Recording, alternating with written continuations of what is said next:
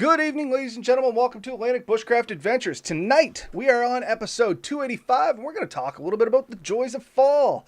Yes, folks, it is that wonderful time of year when the air gets cool, the days are still mild, the bugs go away, things are still relatively dry, and things are absolutely beautiful out in the woods while you're walking around. The leaves are changing. I mean, it's just a wonderful time of year to be in the woods. I think you've hit it all. We've done the shortest episode Done. ever. End episode right there. Nailed it. Nailed it. Awesome. Yeah, I mean, I find it interesting because I've met some people who seem kind of like sad. On the summer's over now, we're cooped up inside. I'm like, but this is the best season. Like, this is the time to get out. Exactly for the reasons you mentioned. Like, it is absolutely gorgeous. Leaves are going to start changing in a little bit if they haven't already, depending on where you're to. You're going to have, you can see a bit more animals. The animals are a bit more active. They're trying to finish up whatever they're going to do. Any that are migrating are starting to move right now. Ones that are going to hibernate for the winter are fattening up. You see them a bit more. And, yeah. And that's just it. Like, much like you, a lot of people start saying, oh, it's so bad, summer's over, can't go camping anymore. And I'm thinking the fair opposite. Like, thank God summer's over, I can go do more camping. And I guess the big thing for me is like what I hit on there. There's a lot of little points, but the big one for me is the relatively cooler temperatures during the day. And I really like that nice coolness at night. There's nothing like being snuggled up in a nice sleeping bag, either in a hammock or on the ground or whatever. And you got that nice cool air on the face. You're breathing in all that forest goodness, but you're still snug and warm, and there's nothing like it. Anybody that's out there listening for the first time, if you haven't gone out camping in the fall, do it. At least once. Make your opinion on that. Yeah. Yeah, no, I mean, it is absolutely a gorgeous time to get out there. I find the campfire at night so much nicer this time of year. It's well, like you're not sweating. Yeah, you actually enjoy the heat, and it's getting darker a little bit earlier, so you can have it at a reasonable time. You don't have to wait till like midnight to start the thing because it's too, feels like the middle of the day. So late. No, 100%. And I know it won't be some odd here today. So Danny and Steve are joining us there, Red Sand Adventures and the Drifting Spore. And yeah, funny enough, Danny, I was just telling Ben before we came on here while I was trying to set stuff up. We're kind of going through a little bit of, I don't want to say heat wave. I don't want to jinx it. But a warmer, odd time here in Atlantic Canada. I mean, it was almost 30 degrees here yesterday and today, or it was 30 degrees. I don't know. I try not to look because it gets depressing when fall is in the air any other time. But yeah, and that is the thing about fall, and that is one of the things we can talk about.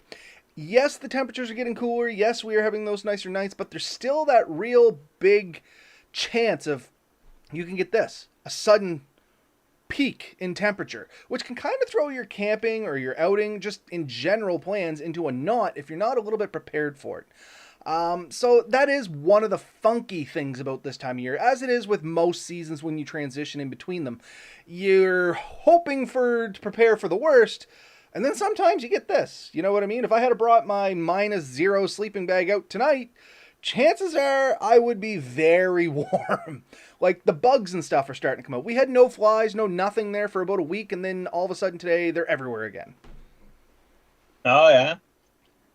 Yeah, I mean, this is, for some bugs, the last real chance for them to get out and do what they need to do before they winter down. So if you get the high temperatures, you will see them out a bit, but they're rarely, if ever, close to as bad as they would have been in the spring. Yeah. And the other thing, too, like, out here, I've been noticing fire bans seem to be going away. We're allowed to have fires again now. For a lot of the summer, we weren't. October 15th here. The countdown's on, man. If anyone who's ever camped without campfires, I'm going to tell you, it is not as good as camping with campfires. Like, having to find alternatives to campfires is not fun. And that's the thing. Like, it's not only about heat, about light, about cooking. It's companionship, and it's something special about camping in general, about having a campfire. Like, is it really camping if you don't have a campfire? It's in the name. Yeah. No, it's not. It's missing something. There's a big hole in my campsite where there should be something filled with like plasma. And I mean, there is other options, like you said. You can try and do like a butane stove or set up some fancy lanterns, but it's just not the same. In all No, honesty, it's not the same. no. Even the propane fireplaces at the camper and stuff, like it just isn't the same. You're right. It's missing something. And we've tried other things. Like there's some more uh I've been using the solo stove at the camper, and that's good. Like it is actual flame, but it's still not quite the same as a real wood fire. But sometimes, you have to go with what really works and what's sort of safer. So it's an option, right? And It's that's what Steve was just saying here. He's dreaming of which stick stove to make his first post ban coffee on. And I guess I should clarify, we're not in a full fire ban over here in Atlantic Canada, or at least here in Nova Scotia. We're on restricted burning. So some nights you cannot burn. Some nights you can burn after 7, and some nights you can burn after 2. It really depends on what the weather is out there and how much precipitation and what the humidity and stuff like that is. So when I say fire ban being lifted, that means all restrictions are gone. As of October 15th, technically 16th, 15th is the last day, I believe, or maybe it's yeah, I think it's the 15th is the last day. And I could be wrong on that. It changes year to year by a day, and I can't remember which way we're going this year. But in any case, after that date, restrictions are off. You can have a fire any time of the day, night, evening, does not matter. And I am so looking forward to that. I mean, being out here in the country, I'm sure you remember these nights. Most of us have fire pits out in the backyard. I know you don't exactly have the luxury of that anymore, and I do feel for you. But that's about the best we've been getting lately because they are enclosed and you can put spark arresters on them and you can get away with a little more on those. But it's still just not the same as having that nice open fire crackling on your feet. 100%. I fully agree with you. Yeah. Um, so what I think, and I'm just going to throw this out there, we're really trying to do is anyone who thinks the fall is not a time to get out and enjoy nature and practice your skills, I'd very much like to tell you that it is definitely the time. I highly encourage you to get out there and try it. I was really trying It to sell that isn't fire. it it isn't without some drawbacks, and I have to mention a couple of them. Do be aware that hunting season coincides with the fall, and if you're into hunting, that's awesome. If you're not into hunting, that sometimes can be a bit scary. And so we do recommend that if you're going to go out camping this time of year, depending on where you're going and how active hunting is in that particular area, we highly recommend you get yourself some nice orange uh, gear and keep put on and really, take care of yourself when you're out there. Show some respect for the other people who are enjoying the outdoors and sort of avoid the areas that they would most frequent. Um, because they're out there to enjoy it too. There are plenty of places where it's much more secure, and national and provincial parks and wildlife protected areas, there should be no hunters there. So you should be fairly safe to go into those areas and not worry about getting, hit with a stray bullet or having somebody, yell at you for scaring game and stuff like that. So And on that note, like Ben said, where it is hunting season, these are other individuals that are getting out there and enjoying the outdoors, regardless of what it is. As you know, we show no favoritism here for anything, but just be respectful of them too. If you know it's a hunting area, like Ben said, don't go tromping through it. If you happen to across a hunting blind or a deer stand or something like that, just kind of leave it alone. You don't know what's in the area. Chances are there's trail cameras up anyway, and you're probably being watched. But even at that, still be respectful yeah, out there, folks. Hopefully, they'll do likewise to us, give us a little bit of respect too. I know if I was out hunting with the bow or something like that, whichever shoulder it is over here, if I happen to cross what looks like a campsite, I can guarantee you that my hunting in that area is basically done for the day. Because I know those campers, they're only going to be there for a day or two to enjoy it. Let them enjoy it. I'll go somewhere else, or I'll just go for a nature walk that day. You know what I mean? Hopefully, there's a lot of like-minded individuals like myself and Ben there, and we encourage you folks to do the same. yeah.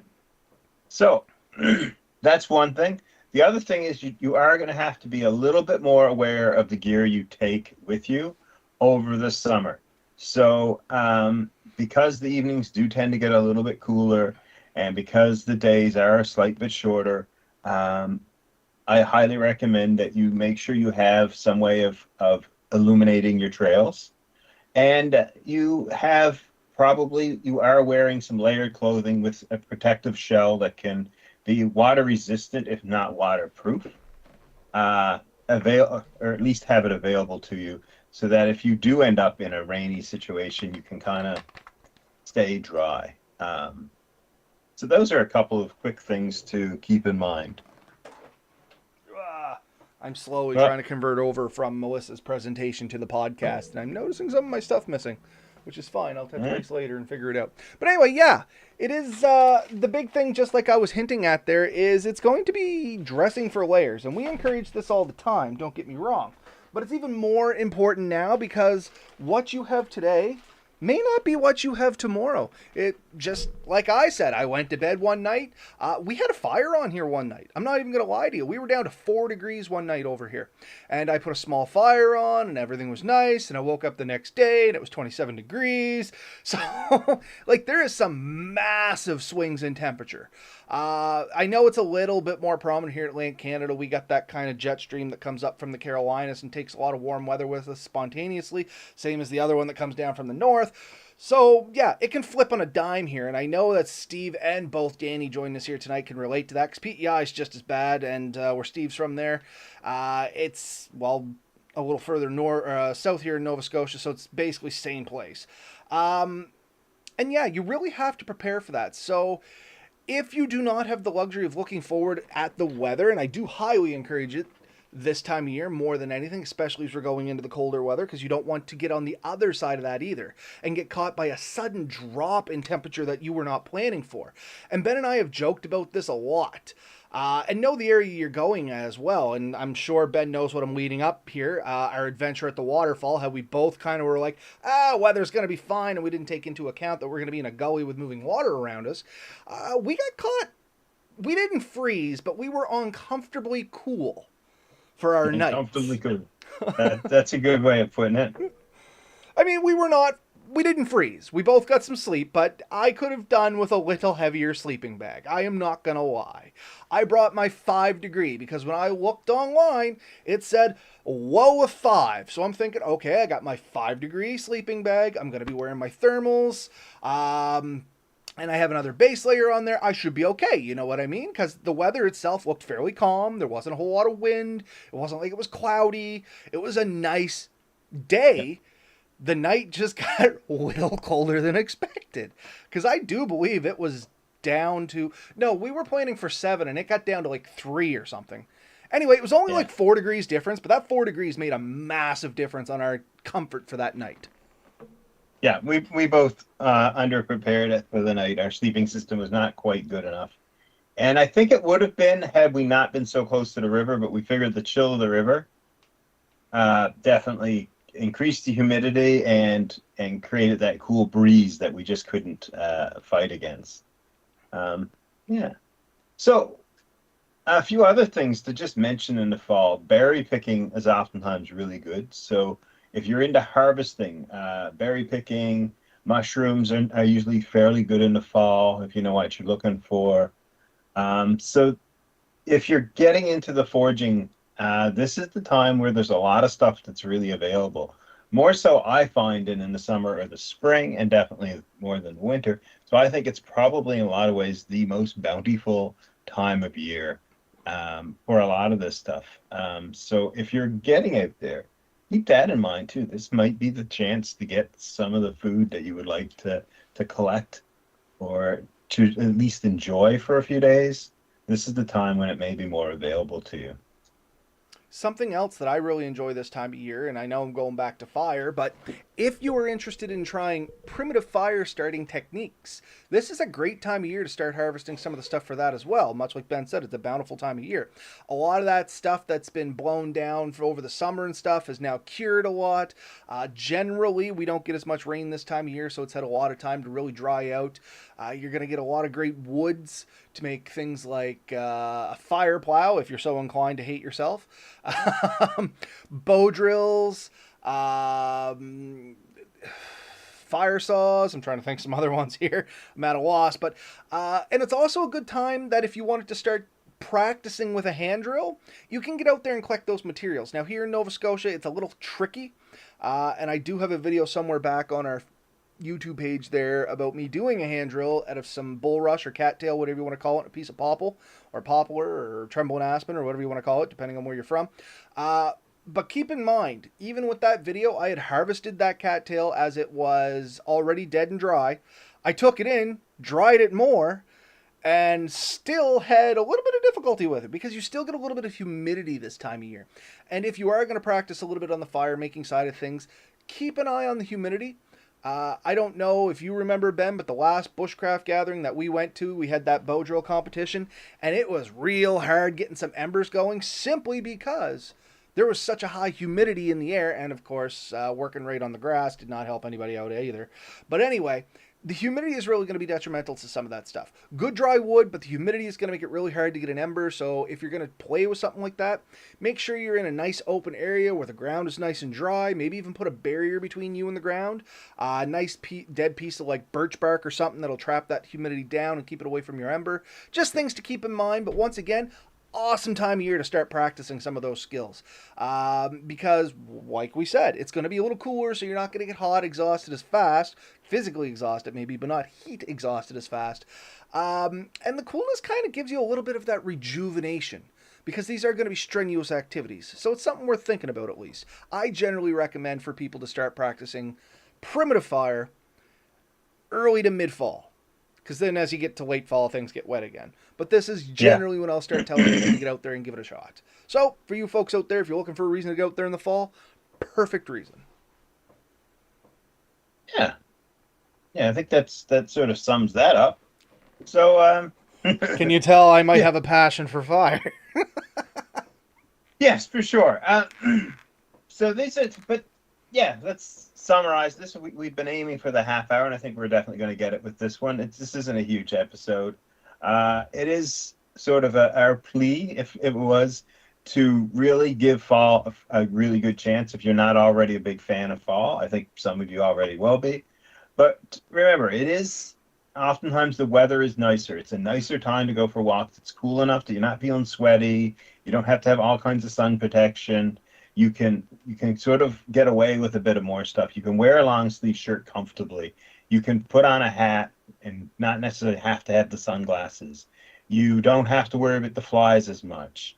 Overall, it's just an enjoyable time to get out for that. And then if you're out for multi-day trips, there's oftentimes a bit more opportunity out there to really enjoy it. So, yeah, I think we've always said this. I mean, we've been doing this for quite a few years now, and generally we will tell you that fall, I think, is both of our favorite time of year to get out. It is definitely that. We do meet a lot of people who talk about wanting to get into bushcraft, wanting to get into this stuff, and they'll say, oh, it's just too late in the year now. It's too cold. It's too miserable. I can't go. And we're always a little surprised with that. And we've been disappointed too. Like a lot of parks and campgrounds shut down this time of year. They close when I think the weather is actually just getting the best. So you do have to look a bit more to find places where you can go camping. And you are going to be looking for the backwoods, backcountry type places. Yeah, 100%. And yeah, the big point of tonight is fall is not a reason to shy away from the woods. It is definitely a reason to embrace the woods. And if you are not going to go overnight, just because I have it sitting here in front of me, a fun activity that is good for people that are just getting their toes wet into bushcrafting or just woods crafting in general, it's a great time of year to take a walk down some trails, admire the actual beauty that's out there, and if you're so inclined, grab something like this. Start doing something like a journal, especially if it's your first time out there. Take a walk, really appreciate nature. Look around, see what you see, hear what you hear, write it down, come back to it later. And this is something I did when I was really young. And once again, I found a couple of my journals. It inspired me to get a new one, so I'm going to get back at it again. And it's just kind of neat to see how you progress and what you think about at that snapshot in time. What was important? What did you write down? You like in some of my journals, I was writing down that I really noticed like the pine needles and stuff like that getting thicker on the ground, which is a real odd thing to notice. You know what I mean? But you will be surprised what you notice when you're out in the woods and you just take a second to actually appreciate nature. Don't make it so much about the destination, though the destination is important and it is of course fun, but make it about the journey. This is the time of year where it is so nice to make it about the journey. As we said at the start, we're going to come into some real nice coloring of the deciduous trees here. You're going to get a lot of shades of yellows and oranges and reds and purples and maroons. And if you stop to appreciate it, it really is beautiful. There is no other way of saying it. Yeah, I fully agree. Yeah, this is also for me some of the best time to get photographs and get, if that's your hobby, that it is a bit of a mind sometimes to get out and take those pictures that you won't get any other time of year. It's just the lighting seems a little bit better, the colors seem a little bit more vibrant. So just something for you to keep in mind, really. Like we've said in the past, you can go hunting without ever carrying ammunition. Your camera is the only shooter you need. And it's a lot of fun. Like you said, Ben, it is a good time of year. There's a lot of wildlife active this time of year. You're going to see a lot more stuff starting to get ready for winter. Higher chance of, seeing a brown bear and some other animals like that. Or not a brown bear, black bear, I guess, in my neck of the woods. Brown bear is more towards where you're at. But yeah, if that is what you are looking for. Now, if that's not what you want to look for, keep in mind this is a busier time of year for those things. But it is a great time to see wildlife. Like we said at the start, hunting season slowly coming in here, so just people be aware. It won't be long now. The male deer will be going into rut. That can make them a little goofy. It may seem like they're perfectly friendly and you can walk up and pet them. That's because they're not all right with the chemical balance in their brains. That is not an opportunity to walk up and actually pet them. If they seem a little docile, trust me, that can flip on a dime, so just leave them be. That's the only thing I can stress about deer this time of year is if they seem fine, they may not be. Any other words of wisdom on wildlife for this time of year, Ben? Because I'm drawing a blank here and I thought I had a couple things to say. No, I mean, you kind of hit on it a bit there. Like, this is a breeding time for a lot of the animals, so they are a little bit off. So definitely, keep that in mind. But we've always said, enjoy animals from a distance. Don't harass them, don't bug them. It really does make a difference to your day, trust me. Yeah. Also, we have never been big proponents of feeding wildlife, so keep that in mind too. Yeah, it's and I have stories about that which I'm not going to share online, but it never ends good. Let's go with that. No. As I've mentioned before in the past, I have worked with natural resources and have dealt with some of these calls, and some of the things I have seen and realized. Just don't do it, folks. It ain't fun. Just don't do it. Yeah. Ben, I forgot to show you prior, but it's perfect time to do it. I may have a problem, dude. What? I went and bought more of those flashlights. Ah, my man, I knew you'd get out there and get some. Have you tried one yet? I haven't. I am thinking of grabbing some for my trip next week. So It's worth it, dude. They are not going to blind you. Don't get me wrong, but it is the neatest. Like, this is still on a charge from when I first dipped it in there. And I mean, it is almost nothing, but it still works. And I know if you dip this back in water, right back to working. Anyway, I divulged a little bit there, or digressed, I guess. And if anybody doesn't know, those are those water-powered flashlights. I am still all about those. I'm thinking of doing some sort of giveaway here soon where I'm going to send some of those out. But Ben and I have to talk about that one. Not really sure how I'm going to make that work yet, but we'll figure something out. But yeah, I was in Princess Auto the other day. I need it. some wiring for something, and I seen some of them, and I grabbed those. So yeah, I'm planning. Like I said, I'm thinking of testing one on my trip, but yeah, Okay, I think somebody asked me something and I wasn't brave enough to test it, so I will send it to you and you do with it what you will. Can you no. activate it with pee? I knew urine was getting to get brought into this.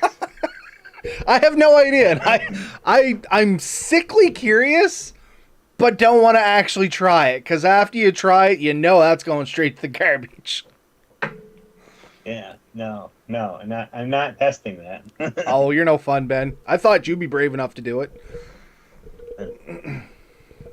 Anyway, once again, folks, yeah, it is a wonderful time of year to get out there in the woods. It is a good time of year to start testing some gear as well. Once again, because it is that time of year where you do have a little bit more availability to test different things. Once the fire bans lift, you can try some new fire starting or twig burning stoves or gasifying stoves. Good time of year to start working on your alcohol stoves if you want to make some homemade ones. Once again, folks, just use those with all safety in mind. Make sure you get a good area underneath it that's cleared away, just in case things get away from you a little bit. It's a good time of year to start trying some new sleep setups, especially if you're looking at hammock camping. If you've never slept with a underquilt or something like that, good time of year because at night you are going to get a little bit of a breeze that may chill your bottom. Good time to throw that on there and see how you feel about it. Maybe you'll get a new sleeping bag. You want to try something, good time to invest into a new sleeping bag. It's just a really good time here for all of it, in all honesty. So some comments coming over here. Let's see. Steve, he wants to try his flint and steel that he won at the Nova Scotia Bushcraft Gathering, just haven't got the wrist action down yet. And you know what? There is a knack to that. I should do a video on that. Not to toot my horn, but I'm actually pretty good at the old wrist flick on that.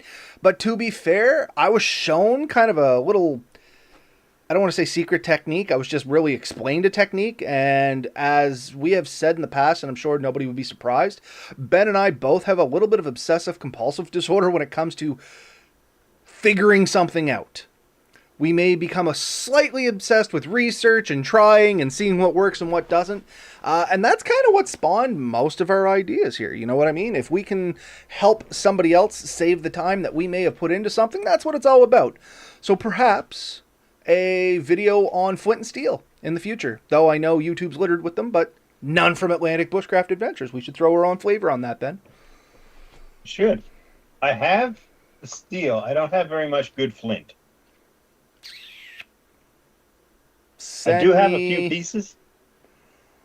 I have to look around. I was going to say, you probably have a better chance of finding flint and chert out there than I do here. Seeing there's only one place in Nova Scotia where you can get chert or chet, whatever you want to call it. Quartz. I use quartz a lot because, well, Nova Scotia's polluted and stuff. I don't know about BC, though.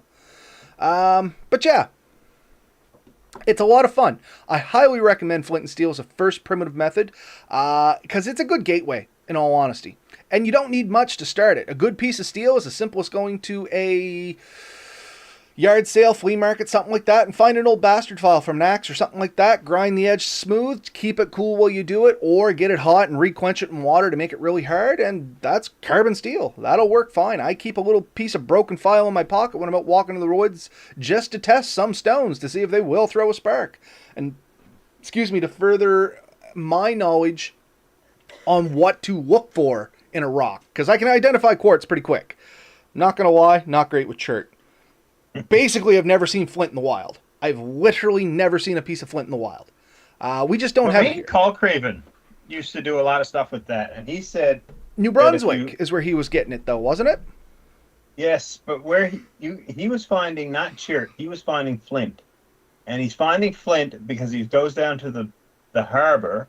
So any community that had a relatively good harbor, when the ships came over from England, they filled the ballast area of the ship with flint because it was readily available. And then when they get over here, they would dump it because they were filling it with goods that they were going to bring across. Usually timber and stuff, I think is what he said, wasn't it? Yeah, anyway, irrelevant, yeah. Timber, fish, pelts from beavers and all that. So whatever happened to be the major trade that they wanted to send back, that would be sent, and sort of the exchange for that was they would drop that ballast off here. So you can get really good flint here on occasion. You just have to look in the right places, and usually it's anywhere where a ship would have been offloaded or loaded. Yeah, and like I said, here in Nova Scotia, we don't have a lot of ports. Even though we are a coastal province, we only have a couple major active ports. But they don't readily have beaches that I'm aware of. I'm going to have to do a little more research into that here in Nova Scotia. To be honest, it is a subject I am lacking knowledge on, and I'm not going to say happily, but I will admit that. Yeah. So there are probably a few I could think about. Shelburne, Halifax, Pictou. I would Lewisburg. assume Pictou would actually have some. Pictou doesn't have a great beach because they modified the beaches down there, right? They man-made one in there and trudged a lot of that and re-dumped it. So a lot of the natural rock that used to be laying there, it's all moved. Yeah.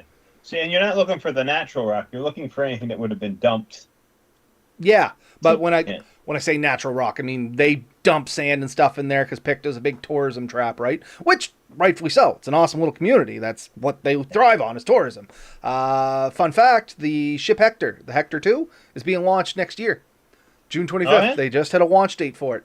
So that's an interesting piece of information for anybody here from Canada. If you want to look at something real interesting, look up the ship Hector from Pictou. It's pretty cool. Is this just a rebuild of the one they had? Yeah. Rebuild? Is it full size or still like 3/4? Still 3/4, I believe, but they are going to start doing rides and stuff on it. Like, you're going to be able to take a tour on it. But it's still a pretty neat ship. Yeah, I was on it there at the museum a few years ago. It is pretty cool, and it's definitely worth, anyone who's in the area, it's worth checking out. Check the museum out. There's amazing history in there, and if you're into bushcrafting, listening to how those people survived when they were first dropped off is absolutely amazing. So I've brought it back to bushcrafting. I did it. Thank you, Ben. Just one quick comment, diving off the hole again. Yeah, that's a good spot, Steve. That's where I was thinking in the back of my head, is down Advocate Shore and Joggins. Good spot there too, buddy. Yeah, so back to bushcrafting. Definitely a good time of year. Get some gear, get out there, have some fun, try some new stuff, try a new skill, go for that nature walk, look at the beauty, enjoy the cooler temperature and the less bugs. The less bugs is a big one too, because that is the number one thing that keeps people from going into the woods. When people say, oh, I don't want to go because, it's usually followed up with, I don't want to deal with the bugs. Because yes, there is, a little bit of annoyance there when you're trying to sleep and you got mosquitoes buzzing around your head and in your mouth and up your nose and all that good stuff. Guess what? This time of year, generally you don't got that problem. Yeah. Okay. I think that's, we're at 32 minutes. Well, we did dive down a rabbit hole, but that's not uncommon for us. Let's be real. No. Very good. Get out there. Enjoy it. Do the fall camping. If you can at all do it, get out for at least a night this fall and enjoy it and see what it's all about. Absolutely. Till next week, folks. I do believe it may just be me going solo next week. Ben, you do have some adventuring off your own that you're going to be doing.